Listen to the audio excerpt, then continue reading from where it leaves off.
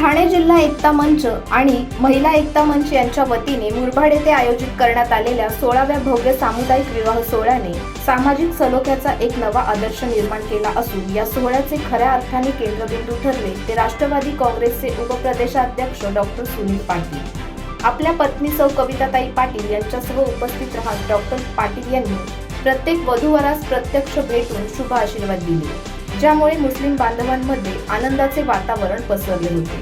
नेता असावा तर डॉक्टर सुनील पाटील यांच्यासारखा, अशा शब्दात उपस्थित समाज बांधवांनी त्यांचे कौतुक केले। कारण केवळ राजकारण न पाहता एका भावाच्या नात्याने त्यांनी या विवाह सोहळ्याला दिलेली उपस्थिती सर्वांचं मन जिंकून गेली। याच कार्यक्रमाच्या यशस्वी नियोजनाचा मुख्य कणा म्हणून राष्ट्रवादी काँग्रेस अल्पसंख्याक सेलच्या रायगड जिल्हा अध्यक्षा जैबुनिसा हमीद शेख यांचे विशेष कार्य उठून दिसले।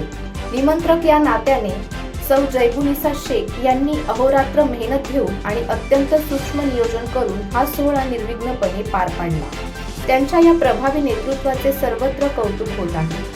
संस्थापक अध्यक्ष अब्बासभाई शेख आणि प्रदेशाध्यक्ष तक्की चेऊळकर यांच्या मार्गदर्शनाखाली जैबुनिसा शेख आणि त्यांच्या सर्व महिला पदाधिकाऱ्यांनी या सोहळ्याला कौटुंबिक स्वरूप दिले।